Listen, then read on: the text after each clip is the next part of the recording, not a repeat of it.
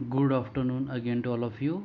Now we are going to continue our chapter from this slide. In order to implement the equality that is guaranteed in constitution, the government has taken two important steps. तो equality को implement करने के लिए जो हमारे constitution में equality की बात कही गई है, तो इक्वलिटी को इम्प्लीमेंट करने के लिए हमारे गवर्नमेंट ने दो तरह से स्टेप्स लिए हैं। पहला तो ये फॉर्मेशन ऑफ लॉज, मतलब ऐसे लॉज बना दिए जाए जिससे इक्वलिटी एग्जिस्ट करे। ठीक है, तो formation of laws, forming laws that protect every person right to be treated equally, है ना। तो ऐसे लॉज बना दिए जाए जिससे लोगों के जो राइट्स हैं ना वो इक्वली ट्रीट हो। स्कीम्स मतलब अलग अलग गवर्नमेंट स्कीम्स इम्प्लीमेंट करी जिससे इक्वलिटी ट्रीट हो, इक्वलिटी शो हो या इम्प्लीमेंट हो। Government has launched various programs to help disadvantaged communities. These schemes are to ensure greater opportunity for people who have been treated unequally for several centuries. तो ये schemes का जो schemes को launch करना है ना, ताकि जो डिसएडवांटेज कम्युनिटी है, मतलब ऐसी कम्युनिटी जिनको अभी तक किसी तरह का कोई फ़ायदा नहीं मिला, उन्हें कुछ उसका एडवांटेज मिले, है ना। और these schemes are to ensure greater opportunities for people who have been treated unequally. तो और ये स्कीम्स को लॉन्च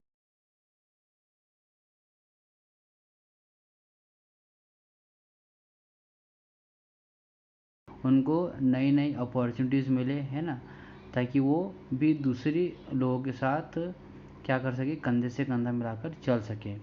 अब वो कौन कौन से लॉज है, कौन कौन सी स्कीम है, वो हम अगली स्लाइड्स में देखते हैं।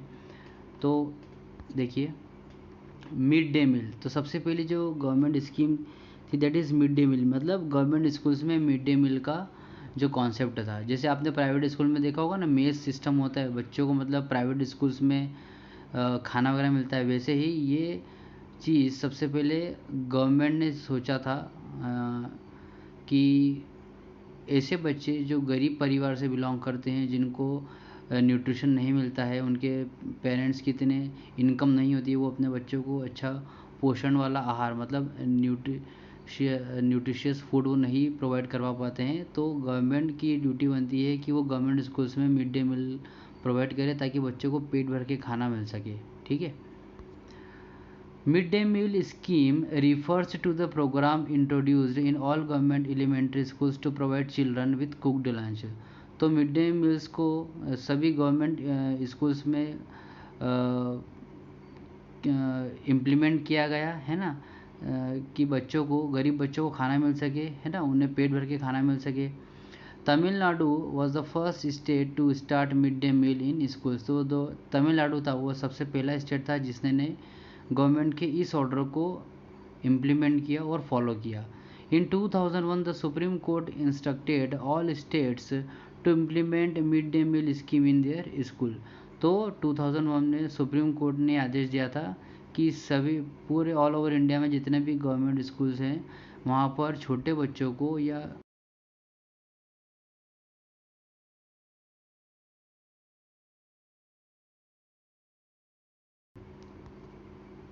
Mid day meal had many positive effects they are. तो और इस मिड डे मील के काफ़ी एडवांटेज भी हुआ, काफ़ी इसका फ़ायदा भी हुआ। क्या फ़ायदा हुआ? More poor children begin enrolling and regularly attending school. तो जो गरीब से गरीब बच्चे थे, है ना, जो कभी स्कूल भी नहीं गए या जाना पसंद नहीं करते थे या उनके पेरेंट्स उन्हें भेजते नहीं थे, तो इस स्कीम के बाद बहुत सारे ज़्यादा बच्चों ने गवर्नमेंट स्कूल्स में एडमिशन लिया, है ना। चाहे वो किसी भी कारण से, चाहे वो खाने के ही कारण से ही लिया हो, बच्चे ज़्यादा से ज़्यादा इनरोल होने लगे, ज़्यादा से ज़्यादा उनका एडमिशन होने लगा और वो डेली स्कूल भी अटेंड करने लगे। This program helped reduce caste prejudice because both lower and upper caste children in the school eat this meal together. अब ऐसा तो है नहीं कि गवर्नमेंट स्कूल में सिर्फ गरीब बच्चे ही पढ़ते थे, वहाँ पर कुछ अच्छे बैकग्राउंड से आए हुए बच्चे भी पढ़ते थे, जिसने क्या करा, एक तरह से जो कास्ट प्रिजुडाइज होता है ना कि छोटी जाति बड़ी जाति, तो मिड डे मील स्कूल में एक तरह से वो जो बैरियर था कि छोटी जाति वालों के साथ बड़ी जाति के बच्चे खाना खाने नहीं बैठते, तो इस स्कीम से वो जो बैरियर था वो भी टूट गया। अब चाहे छोटी जाति के बच्चे हो या बड़ी जाति के, सभी साथ में मिलके खाना खा रहे थे। This program also provided food and nutrition to children of poor families who are not able to provide healthy nutrition to their children। ठीक है, तो ये जो स्कीम थी ये सबसे ज़्यादा उन बच्चों के लिए हेल्पफुल रही कि जिनके पापा मम्मी लेबर कैटेगरी का बिलोंग करते थे, मतलब उनकी इतनी इनकम नहीं थी कि वो अपने बच्चों को पेट भर के या खाना खिलवा पाए या कोई न्यूट्रिशियस फूड उन्हें खिलवा पाए। तो स्कूल में कम से कम फ्री ऑफ कॉस्ट खाना था और उनके बच्चे पेट भर के खाना खा रहे थे। ठीक है ना, जिससे उनका जो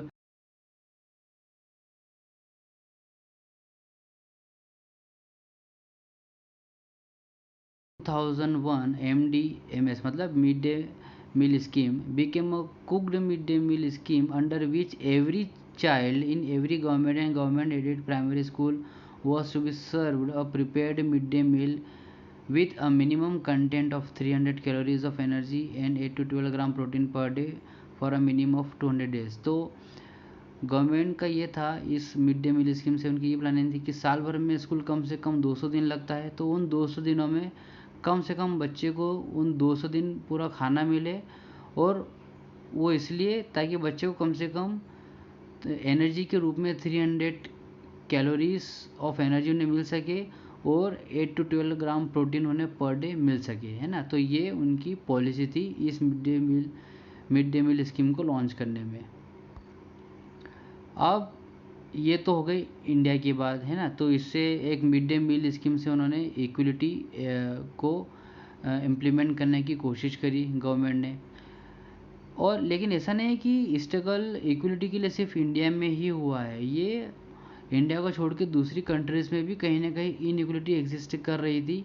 तो अब हम ऐसा ही एक टॉपिक देखेंगे जिसमें अमेरिका में भी इनइक्वलिटी से लोग कैसे बाहर आए, कैसे वहाँ पर इनइक्वलिटी एग्जिस्ट कर रही थी, ठीक है ना, कैसे वहाँ पर भी डिस्क्रिमिनेशन होता था। तो civil right movement in civil right movement in America. The civil rights movement also known as the American Civil Rights Movement in other terms in the United States was a decades-long struggle by African Americans to end legalized racial discrimination, disenfranchisement and racial segregation in the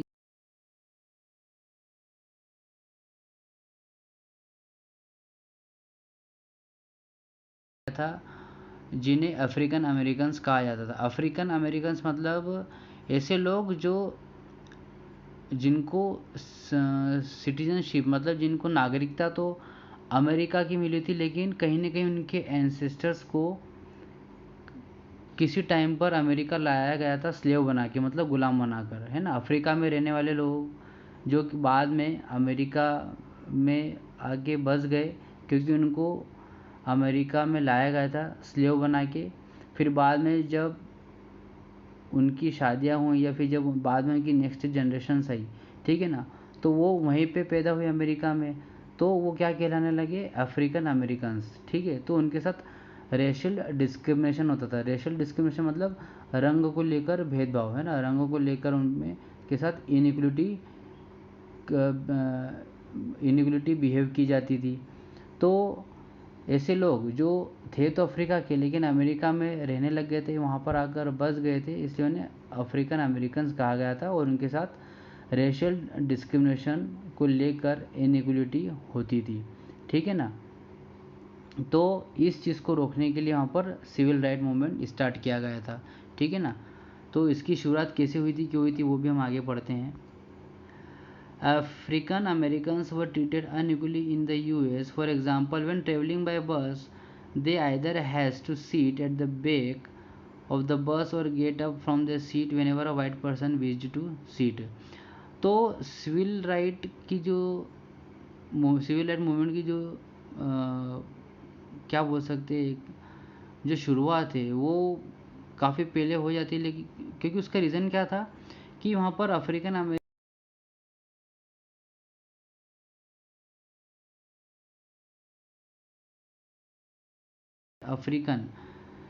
जो कि America में रह रहा है, इसलिए वो African American कहलाएगा। अगर वो बस में ट्रैवल कर रहा है और अगर वो सीट पे बैठा है, कौन, अफ्रीकन अमेरिकन, लेकिन किसी वाइट पर्सन के आने पर, उस बस में किसी वाइट पर्सन के चढ़ने पर उस पर्टिकुलर ब्लैक पर्सन को या पीपल को अपनी सीट्स छोड़ना पड़ती थी या उसको उठ के पीछे बैठना पड़ता था। ठीक है, तो जब भी मतलब वहाँ पर रूल था कि जब भी कोई गोरा इंसान बस में चढ़ेगा तो जो ब्लैक पर्सन मतलब जो काले लोग हैं, मतलब जिनका स्किन का कलर काला है, उनको क्या करना पड़ता था, या तो अपनी सीट से उनको उठ जाना था और वो उस वाइट पर्सन को वहाँ पर बिठाना था, या तो फिर उठ के पीछे जाके उनको बैठना होता था। ठीक है ना। तो यही चीज़ जब उनके साथ कंटिन्यूसली प्रैक्टिस हुई तो सिविल राइट मूवमेंट एक तरह से स्टार्ट हुआ। Civil rights movement in America started in late 1950 to push for equal rights for African Americans and to end racial discrimination। तो 1915 में ये इसकी मूवमेंट की स्टार्ट हुआ था, है ना, ताकि लोगों को अफ्रीकन अमेरिकन्स को रेशियल डिस्क्रिमिनेशन से बचाया जा सके और उन्हें इक्वलिटी का दर्जा मिल सके। एक और इंसिडेंट यहाँ पर देखिए, ऑन December 1, 1955 दिसंबर 1955 को क्या होता है, रोज़ा पार्क जो कि एक लेडी थी, है ना, और वो 42 ईयर्स की थी और वो भी एक ओल्ड अफ्रीकन अमेरिकन वुमन थी, बोर्डेड बाय द बस, मतलब वो बस से सफ़र कर रही थी। ठीक है, क्योंकि वो अपने काम से लौटी थी अपने काम से, मतलब घर जा रही थी। घर जाने के लिए उन्हें बस में सफ़र करना था, वो बस में चढ़ी भी और वो बस की में सीट खाली थी तो वो बैठ भी गई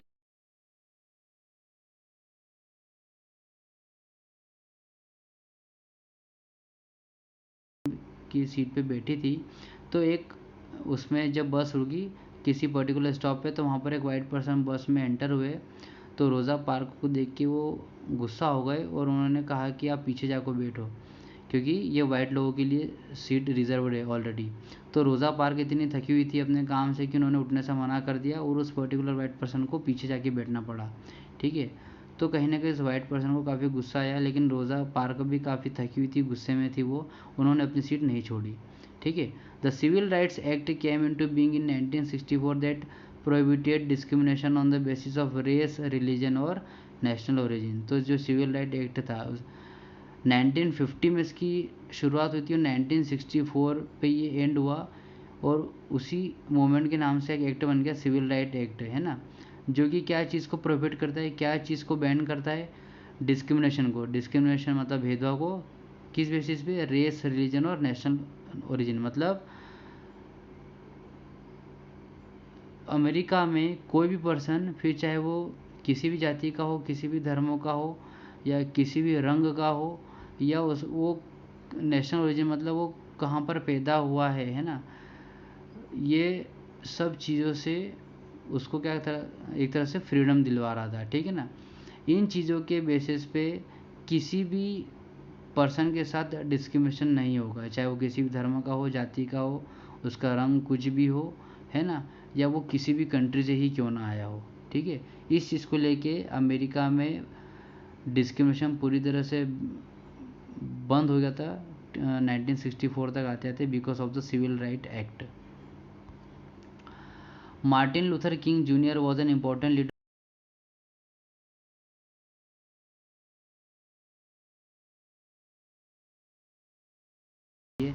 ठीक है, तो वो एक काफ़ी इम्पोर्टेंट लीडर थे इस मोमेंट के। रोज़ा पार्क, है ना, जो कौन, रोज़ा पार्क वो लेडी जिन्होंने अब एक वाइट पर्सन को बस में अपनी सीट देने से मना कर दिया था, है ना, तो वो भी काफ़ी इम्पोर्टेंट रोल प्ले किया था रोज़ा पार्क ने। John Lewis, a civil right leader and politician, helped plan the march on Washington.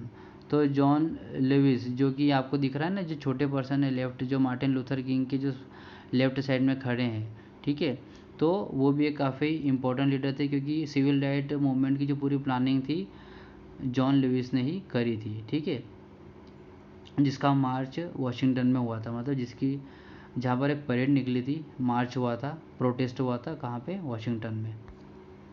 ये है रोज़ा पार्क जिन्होंने अपनी सीट से उठने से मना कर दिया था और उनकी साइड में आपको मार्टिन लूथर किंग दिखाई दे रहे हैं। These acts signed into law by President Lyndon Johnson on July 2, 1964। तो ये सिविल राइट एक्ट को जो साइन किया वो किसने किया उस टाइम पे प्रेसिडेंट थे लिंडन जॉनसन। ठीक है, कब किया था उन्होंने, 2 जुलाई 1964 को, जिसमें इस एक्ट में क्या था, क्या चीज़ प्रोहिबिटेड थी, मतलब क्या चीज़ वर्जित थी। डिस्क्रिमिनेशन इन पब्लिक प्लेसेस, मतलब अमेरिका में पब्लिक प्लेसेस पे किसी भी इंसान के साथ किसी तरह का कोई भेदभाव नहीं होगा। Provided for the integration of the schools, है ना, इंटीग्रेशन ऑफ स्कूल्स में सभी धर्म के लोग, सभी कैटेगरी लोग को एडमिशन मिलेगा। एंड अदर पब्लिक फैसिलिटी, सभी और दूसरी पब्लिक फैसिलिटी उन्हें दी जाएगी। And made employment discrimination illegal, ठीक है ना। दिस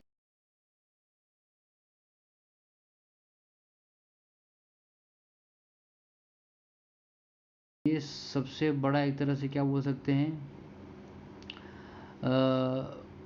सिविल राइट लेजिस्लेशन था, मतलब एक नए अमेरिका की शुरुआत इस सेक्टर के बाद ही हुई है। यहाँ पर देखिए Martin Luther king left side में देखिए जो ब्लैक पर्सन दिख रहे हैं, और जो एक वाइट पर्सन जो नीचे बैठे हुए हैं जो उनसे हाथ मिला रहे हैं, है ना, ये कौन थे, लिंडन जॉनसन, जिन्होंने सिविल राइट एक्ट पर सिग्नेचर किए थे। The civil rights act of 1964 prohibited discrimination on the basis of race, religion and national origin, जिसमें मैंने आपको बताया कि सिविल राइट एक्ट ने किस चीज़ को प्रोहिबिट किया, कि किसी भी पर्सन के साथ रंग को ले, उसके रंग को लेके, धर्मों को लेके, या वो किस कंट्री से आया है, या उसका नेशनल ओरिजिन क्या है, इस चीज़ को लेकर किसी भी पर्सन के साथ, इंडिविजुअल के साथ डिस्क्रिमिनेशन नहीं होगा। It also stated that all schools would be open to African American children and that they would no longer have to attend separate schools specially set up for them. इसमें यह भी था कि अब जितने भी अफ्रीकन अमेरिकन चिल्ड्रन थे, है ना, उनको गवर्नमेंट स्कूल्स में एडमिशन मिलेंगे, और अब उनको ऐसे स्कूल अटेंड करने की ज़रूरत नहीं है जो उनके लिए अलग से बनवाए गए थे अमेरिकन गवर्नमेंट के through. However, despite this, a majority of African Americans continue to be among the poorest in the country. इस मूवमेंट के बाद भी कहीं ना कहीं अफ्रीकन अमेरिकन के साथ डिस्क्रिमिनेशन हुआ, और कहीं ना कहीं वो एक पुअरेस्ट बनकर, एक पुअरेस्ट कम्युनिटी बनकर रह गए। Most African American childrens can only afford to attend government schools that have fewer facilities and poorly qualified teachers as compare to white students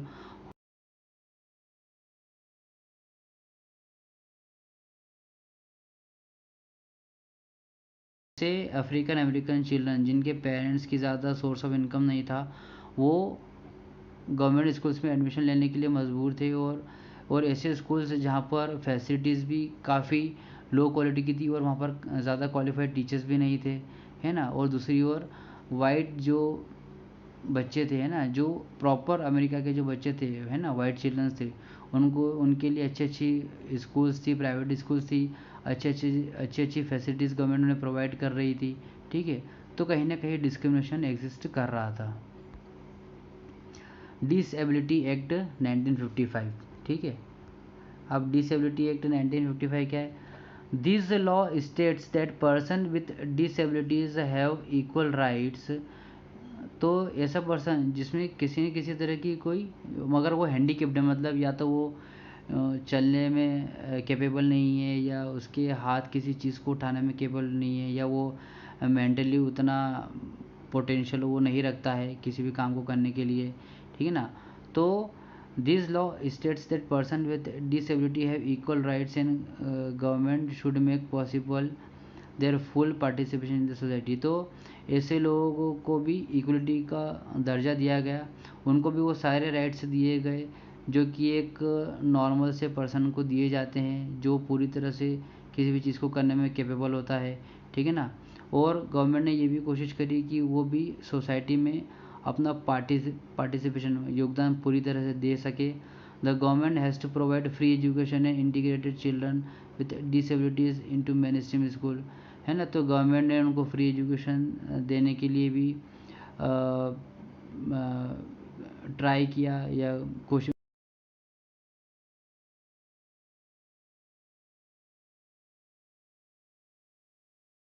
school.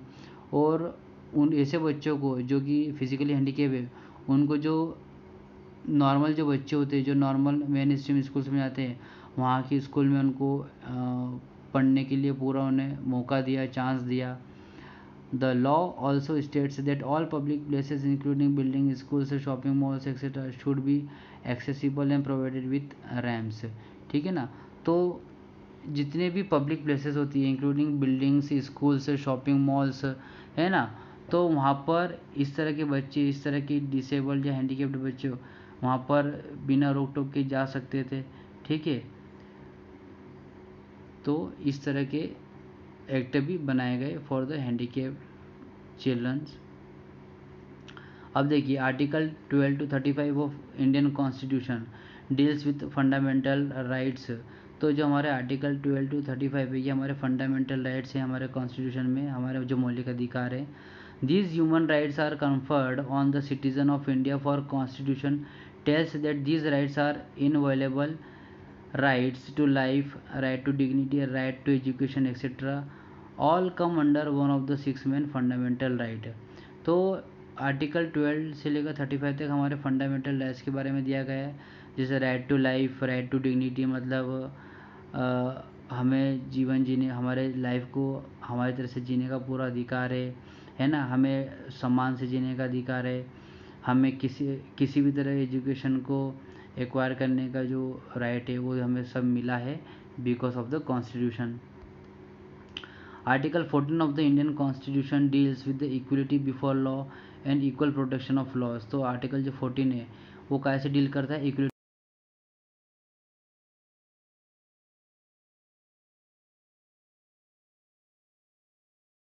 के आगे सभी लोग बराबर है।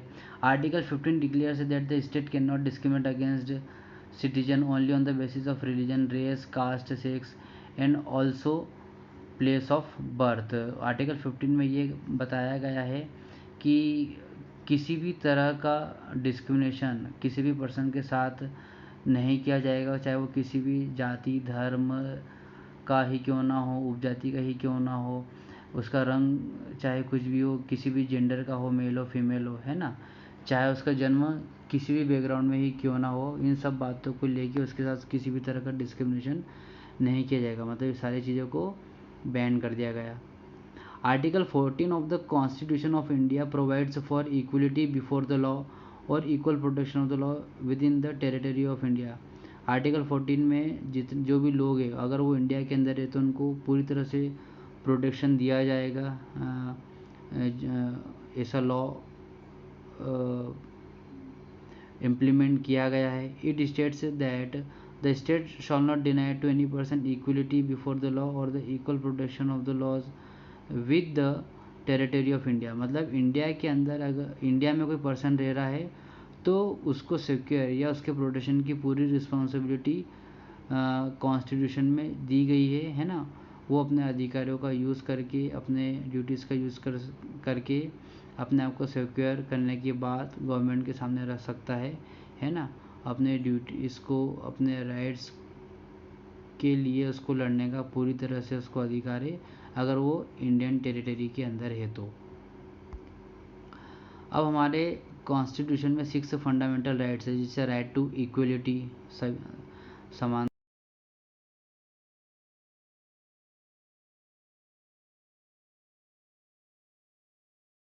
Against exploitation. अगर कोई हमारा मतलब कोई हमें से ज़बरदस्ती किसी भी तरह का काम करवा रहा है तो हमें उसके खिलाफ प्रोटेस्ट करने का पूरा राइट है।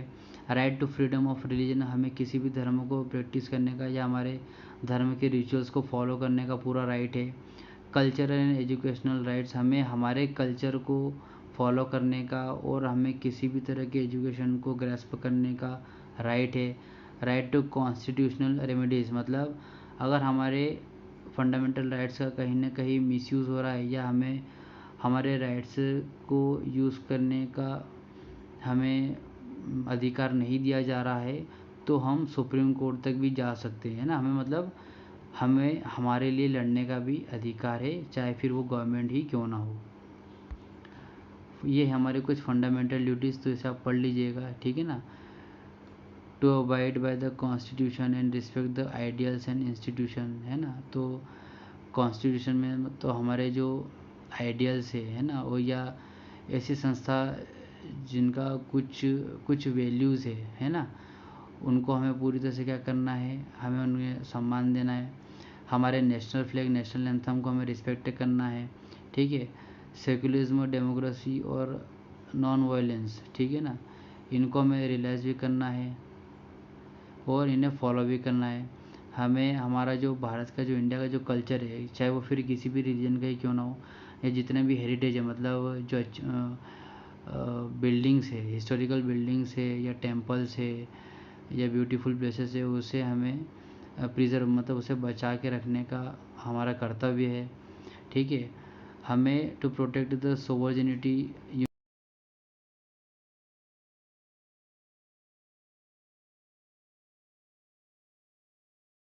कोई चीज़ हमारे राष्ट्र की एकता को तोड़ती है तो हमें उसे प्रोटेक्ट करना हमारा कर्तव्य है। पब्लिक प्रॉपर्टी को बचाना भी हमारा एक तरह से फंडामेंटल ड्यूटी है, ठीक है। हमें हमारे कंट्री के लिए टाइम आने पर जान भी देना पड़े तो हमें देना चाहिए, ये भी हमारा एक कर्तव्य है। हमारे जितने भी नेचुरल रिसोर्सेज जो हमें नेचर ने दिए, हमें उसे प्रिजर्व या प्रोटेक्ट करके रखना, ये भी हमारी फंडामेंटल ड्यूटी है। दहेज प्रथा, जुआ या समाज की जितनी बुराइयाँ है, हमें उसे अवॉइड करना, ये हमारी ड्यूटी है। जैसे डाउरी, गैम्बलिंग, सोशल इविल्स, इनको अवॉइड करना हमारी सबसे बड़ी फंडामेंटल ड्यूटी है। To strive towards excellence in the respective spheres of activities of the individuals, हमें हमारे जो कार्य क्षेत्र है या उसमें जो भी एक्टिविटी हो रही है, मतलब हमें अपने आप को ग्रो करने के लिए जो भी हम कर सकते हैं वो हमें करना चाहिए। अगर हम ग्रो करेंगे तो हमारे साथ हमारे आसपास का जो स्फीयर है, हमारा जो एरिया है, वो भी ग्रो करेगा, हमारे आसपास के लोग भी ग्रो करेंगे और हम लोग ग्रो करेंगे। एक एज ए इंडिविजुअल में या कम्युनिटी हम सभी ग्रो करते हैं तो कहीं ना कहीं जो हमारी कंट्री है वो भी ग्रो करेगी या डेवलप होगी, ठीक है। तो इस तरह से जो हमारा चैप्टर है यहाँ पर कंप्लीट होता है। आई होप आपको समझ में आया होगा। Thank you very much.